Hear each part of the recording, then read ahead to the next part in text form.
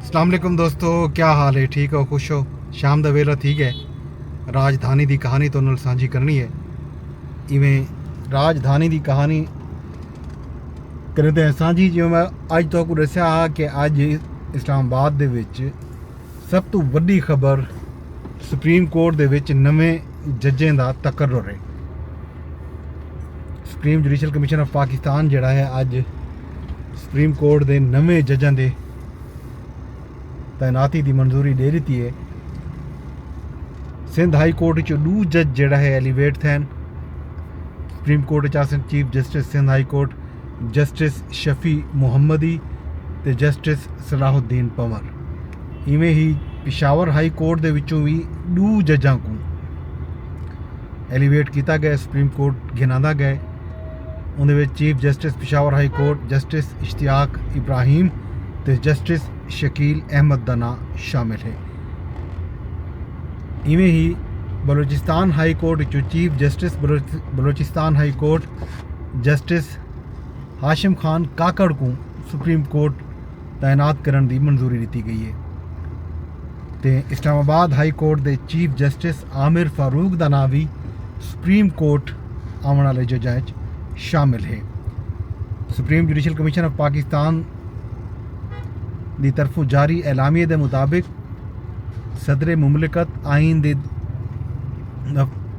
शिक 181 के तहत जस्टिस मियाँ गुल हसन औरंगजेब को भी एक्टिव जज के तौर के उत्ते सुप्रीम कोर्ट लावन की मंजूरी दी है। ये जनाब अली अहम मंजूरियां खास तौर पर जुडिशल कमीशन ऑफ पाकिस्तान मजमूई तौर पर 6 जजें को सुप्रीम कोर्ट तैनात करने की मंजूरी दी है।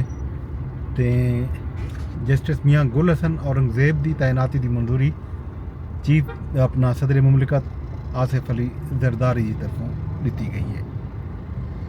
वो एक्टिव जज के तौर के उत्ते रासन। इन तो पहले कमीशन के इजलास के 4 मैंबरान जोड़े हैं उन्होंने बायकॉट किए। जस्टिस मंसूर अली शाह, जस्टिस मुनीब अख्तर ते नाल अल्लाह तौला भला करे बैरिस्टर गोहर अली खान ते सैनेटर अली जफर ये मैंबर हैं जुडिशल कमीशन ऑफ पाकिस्तान दे। इन्हें भी बायकॉट किए। बैरिस्टर गोहर अली खान ने मीडिया नाल गाल मुहाड़ की तो यह दसाया जो वो सुप्रीम कोर्ट के मुअज़्ज़िज़ जस्टिस साहबान की वजह तो इजलास का बायकॉट करने पैन। ये सी जनाब अली सुप्रीम कोर्ट की अपडेट है जी मैं तुहाडे नाल साझी की है। अज वकीलों ने बाकायदा एहतजाज किए, कोशिश की है रैड जोन दाखिले की, लेकिन पुलिस ने वकीलें को रैड जोन दाखिल थीवन की कोशिश अपना इजाज़त नहीं दी और बहु वड्डी तादाद के वकला जोड़ा है श्रीनगर हाईवे पर उन्होंने धरना दिते ते नाल जोड़ा है नादरा चौक पर डोडे रह गए। सुप्रीम कोर्ट के जोड़े जज पहुँच सके उन्होंने सीनियर जज साहबान हैं। जस्टिस अपना खास तौर पर senior advocate supreme court Hamid Khan साहब पहुँच सके था, उन्होंने गाल बुहाड़ भी की है। आबिद जुबैरी ते बाकी लोग, अली अहमद कुर्द भी पहुँचे हैं, सलाहुद्दीन भी पहुँचे हैं एडवोकेट के नाल खास तौर पर मुनीर मलिक भी हैं। बे भी बहुत सारे सीनियर जज साहबान ते सिंध हाई कोर्ट सिंध बार तो बल्कि सैकड़ा की तादाद के वकीलों ने अज सुप्रीम कोर्ट पहुँच के कोशिश की है। इस्लामाबाद हाई कोर्ट बार की तरफों भी अज बाकायदा वकीलों का एहतजाज आ। इस्लामाबाद हाई कोर्ट के बार के सदर रियासत अली आज़ाद ने आखे जो सारा जोड़ा एहतजाज है 26वीं आईनी तरमीम के केस चला जाना भी लगसी, असा ये एहतजाज जारी रखसी। ये हमसे अज सुप्रीम कोर्ट के राजधानी की कहानी जी वड्डी खबर जाहिर है। सुप्रीम कोर्ट के जोड़ा है हुण नवे जज आ गए। देखना यह है कि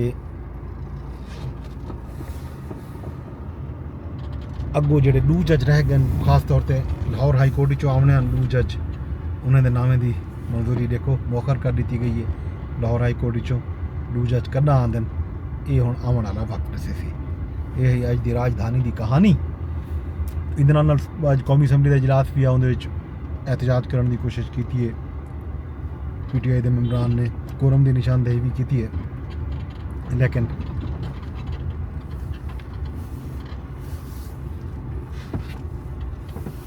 कामयाब नहीं थे।